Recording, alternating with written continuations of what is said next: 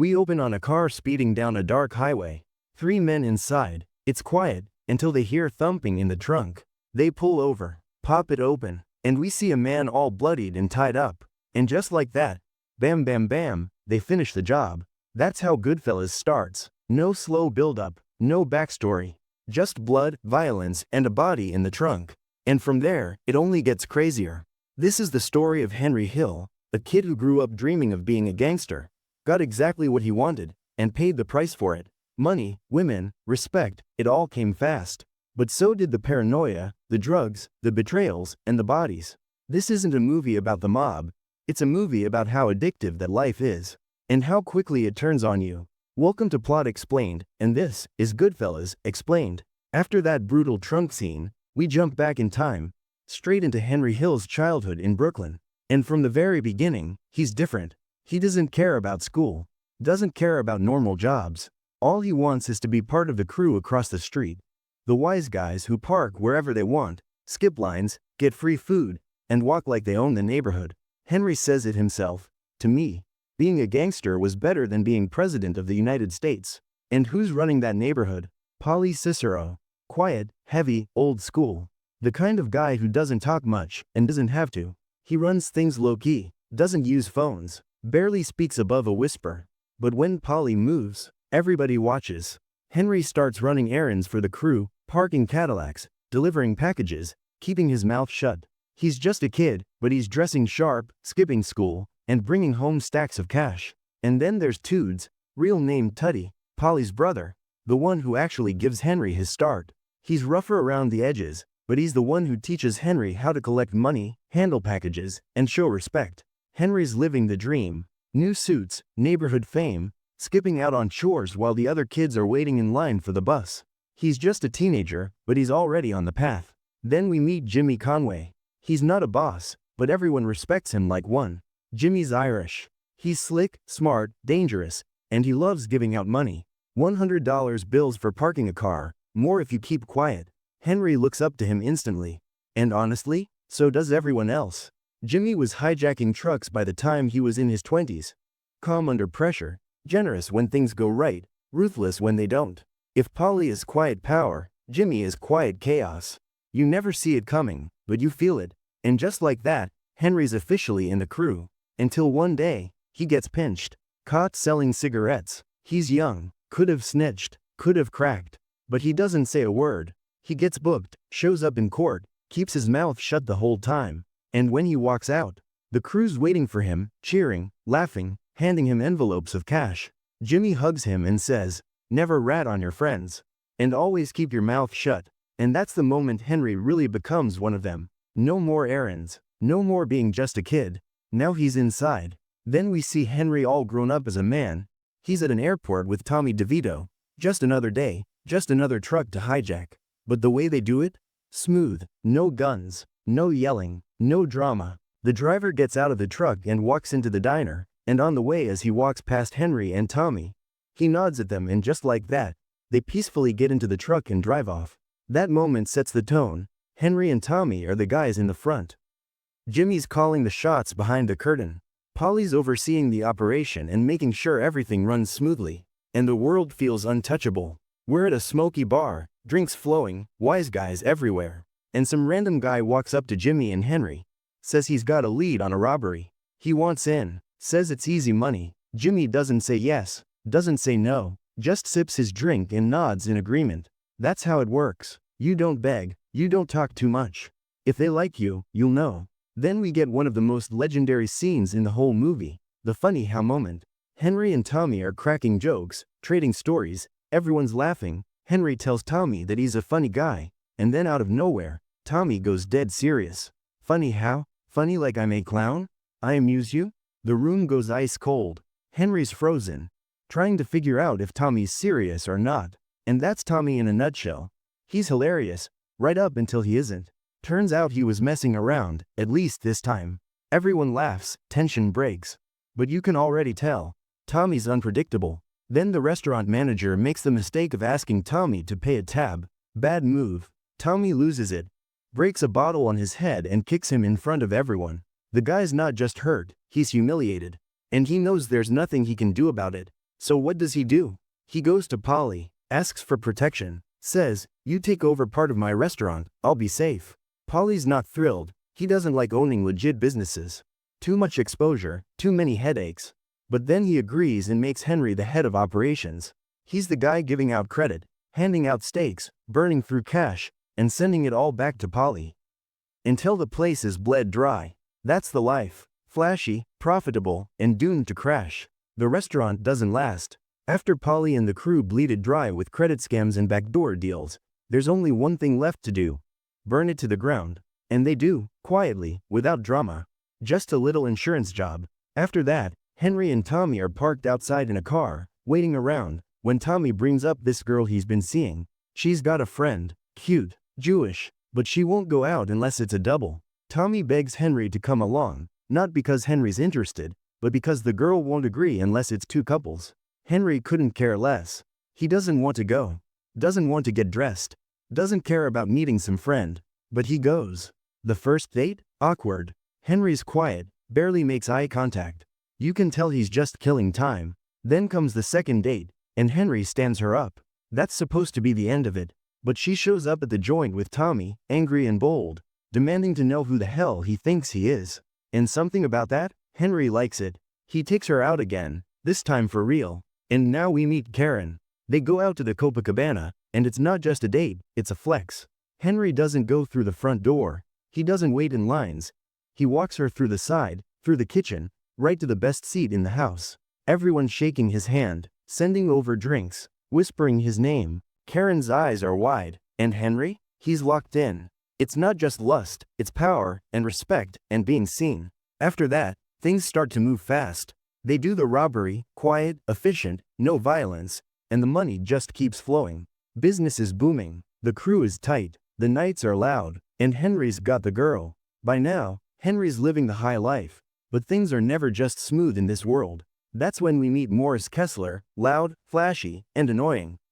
He owns a wig shop and runs his mouth way too much. He's got a deal going with Jimmy and Henry, probably borrowed money, maybe cut them in on something. But now he's refusing to pay Jimmy back. We're in the back of Morris's shop. Henry's calm, trying to reason with him, but Morris won't shut up. Keeps making excuses, brushing it off like it's no big deal. Jimmy snaps. He grabs the phone cord and starts choking Morris out right there in the store, tight, fast, vicious. No warning, no yelling. Henry doesn't even flinch. But before Jimmy can finish the job, the phone rings. It's Karen. And she sounds off.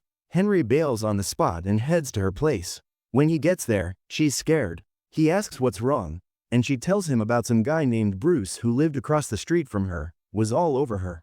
No more talking.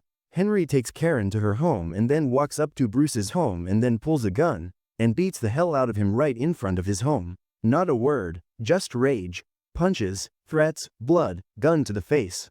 And when it's over, Henry turns to Karen, covered in sweat, and calmly hands her the pistol. Hide this. You'd think she'd be horrified. But she says it herself in the voiceover. I know there are women, like my best friends, who would have gotten out the minute their boyfriend gave them a gun to hide, but I didn't. I gotta admit, it turned me on. That moment? It seals them, not just as a couple, but as partners in crime. This isn't your typical love story. This is Goodfellas. Next thing we know, Henry and Karen are getting married. Big ceremony, big families, big envelopes. Karen's voiceover kicks in now, and we start seeing it from her perspective. The mob wives, the gossip, the gold, the matching dresses. It's a whole other world. They did everything together. It was like a neighborhood built on money. Karen's not just okay with the lifestyle, she's embracing it.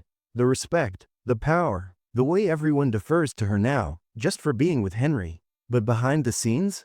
Henry's out all night, robbing trucks, hanging at bars, making more money than he can count. He comes home at sunrise like it's normal. Karen doesn't mind this at all because she is also fully into this life. Then we hit the club. It's a celebration. Billy Batts is fresh out of prison, and everyone's laughing, drinking, welcoming him back. Billy's an old school made guy. Connected, respected, but he makes one mistake. He mocks Tommy about his past, tells everyone how he used to shine shoes real good. You can feel the mood shift. The laughter dies. The smiles drop. Tommy respectfully tells him to stop, but he doesn't listen. Tommy snaps, but Henry and Jimmy calm him down and take him away. Later that night, When the club's empty and everyone's gone home, Tommy comes back. And he snaps.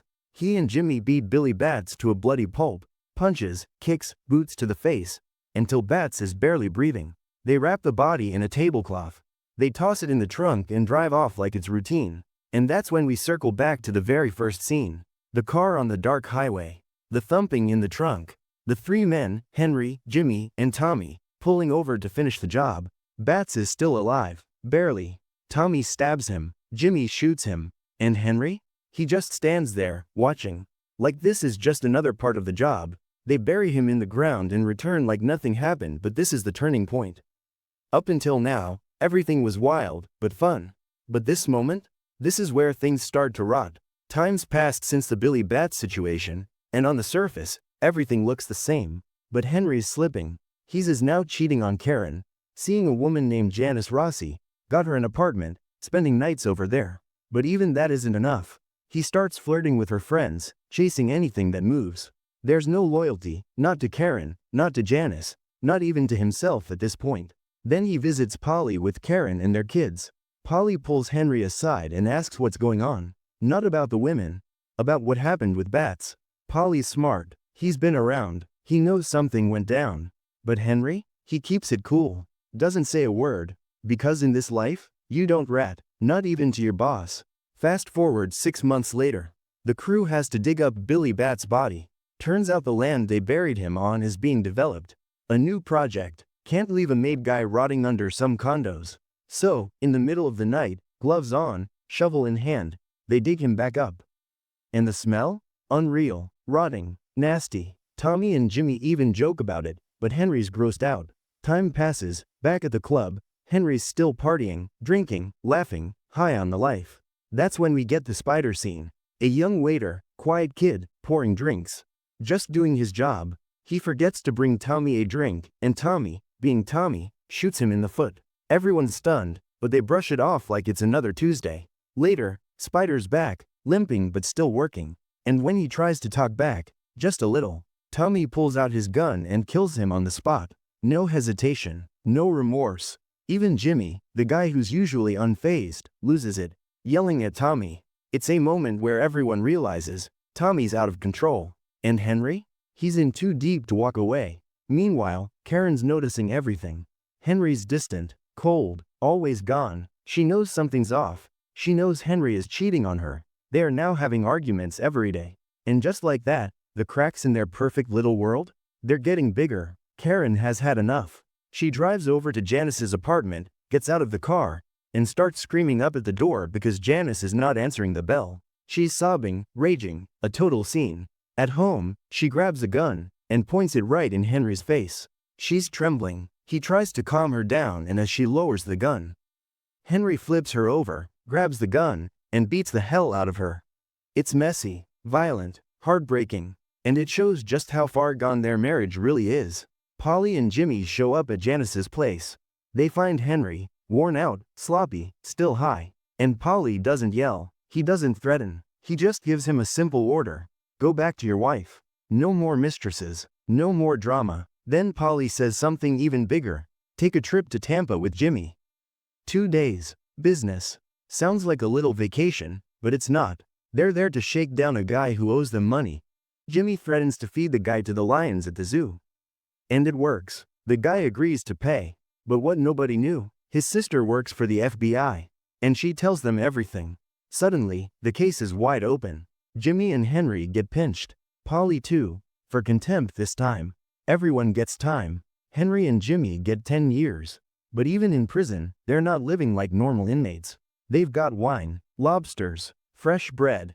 Paulie slices garlic with a razor blade, like it's some mobster cooking show. They've got their own setup, because even behind bars, the crew takes care of its own. How? Karen and Janice are smuggling in everything. Drugs, salami, bread, even mail. But one day, Karen snaps. She's visiting Henry, shaking, crying, yelling at him. About Janice, she tells him that they're short on money. Paulie isn't helping anymore. So if they want to survive, they need money. They need a way out. Henry's got a plan. Start dealing drugs. Quietly, secretly. Paulie can't know. But he can do it, with Karen's help. And that's the moment. Karen says nothing, but she stays. Henry swears he'll cut Janice off, swears he'll do better. Henry gets out of prison, and he's not wasting time. He heads over to Paulie's house, brings the wife and kids, plays it like he's ready to go clean. Paulie's not buying it. He tells Henry to stay away from the garbage. No more drugs, no more mess. And Henry smiles, nods, agrees. But the second he's out the door, he's right back in it. Only now he's partnered up with Sandy, yeah, Janice's friend, and setting up a full-blown drug operation from her apartment. Karen's in. His babysitter is the mule.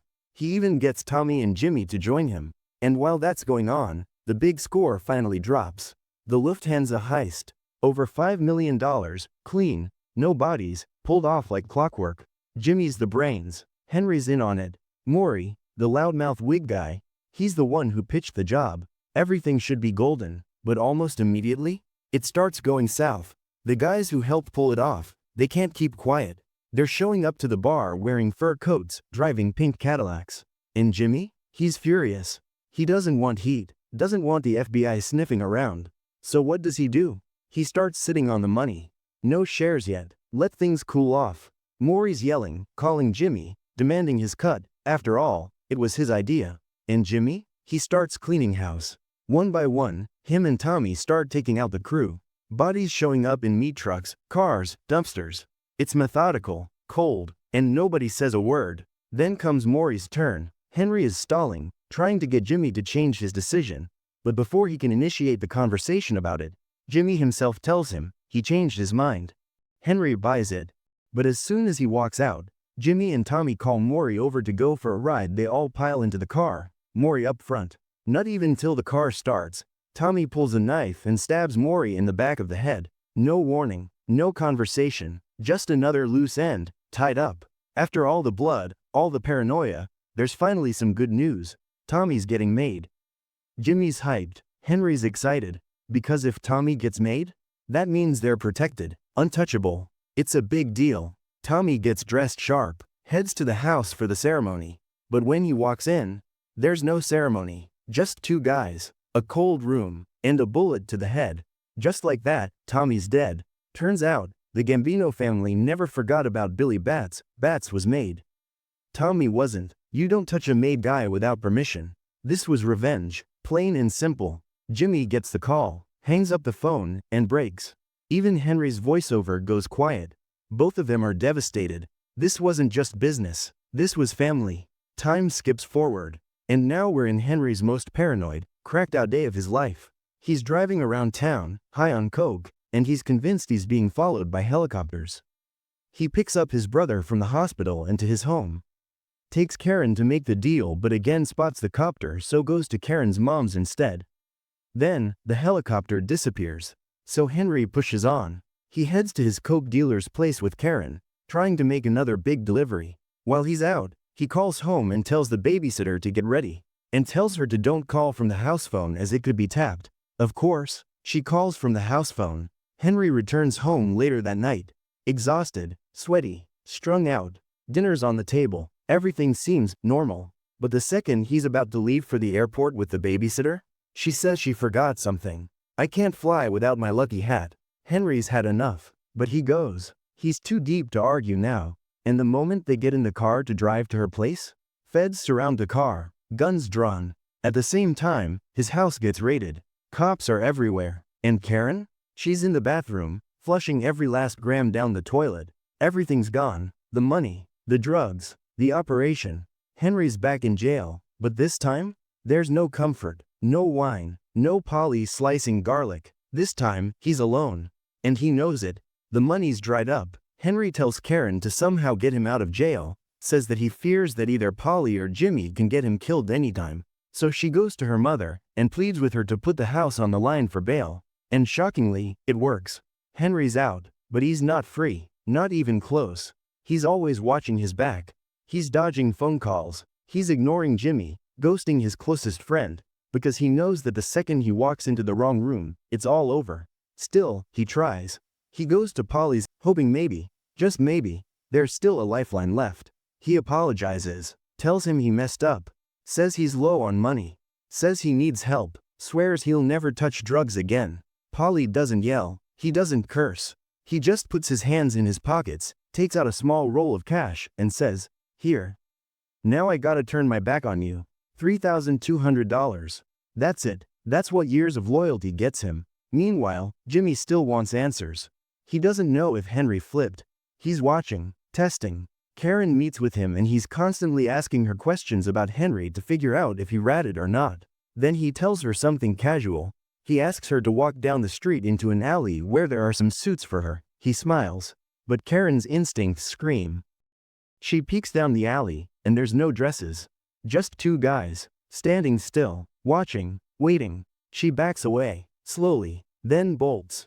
Jumps in her car and peels out of there like her life depends on it, because it does. She gets home, shaken.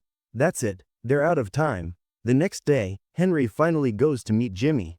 One last time. They sit down. Jimmy's calm, careful, asking Henry about his case. And then, he leans in, asks Henry to go to Florida with his man and whack a guy who ratted to the feds. That's all Henry needs to hear. He nods, plays it cool, smiles, but in his head, he knows that this is the first time Jimmy has asked him to whack somebody and the target is actually him. He's not coming back if he goes to Florida. This is the moment Henry always feared. The moment you realize your best friend is planning your execution. And that's when he finally does it. He makes the call to the FBI. They set up the meeting. And now Henry, the guy who once said he'd never rat, never squeal, is sitting in a government office, asking for witness protection. But Karen? She's not ready. She can't imagine leaving her mother, her family, her entire life behind, just vanishing. And you feel that moment. It's not just about survival. It's about identity, about erasing everything they ever knew. But eventually, she agrees. Because she knows, if they stay, they die. And then, one by one, the dominoes fall. Jimmy Conway, arrested. Paulie, arrested. Henry testifies in court, points the finger. That's Jimmy. That's Paulie. The guys who raised him. The ones who brought him in. Gone. Just like that. And then we hit the final scene. Henry Hill, once the king of the neighborhood, now standing in a bathrobe, in the suburbs, in witness protection. Ordering food that tastes like nothing. Living a life that feels like a cage. I'm an average nobody. I get to live the rest of my life like a schnook. He doesn't say it with anger. Or regret. Just resignation. Because this is what happens when the dream dies. You don't go out in a blaze of glory. You just wake up one morning, and nobody remembers your name. And that's Goodfellas. A story about power, loyalty, betrayal, and how fast it can all fall apart. At first, it feels like a dream. The money, the respect, the thrill, but the deeper you go, the more you realize. It was never built to last. Henry spent his life chasing the high of being someone. And in the end, he gave up everything, his friends, his family, his name, just to stay alive. It's not a happy ending. It's not even really an ending.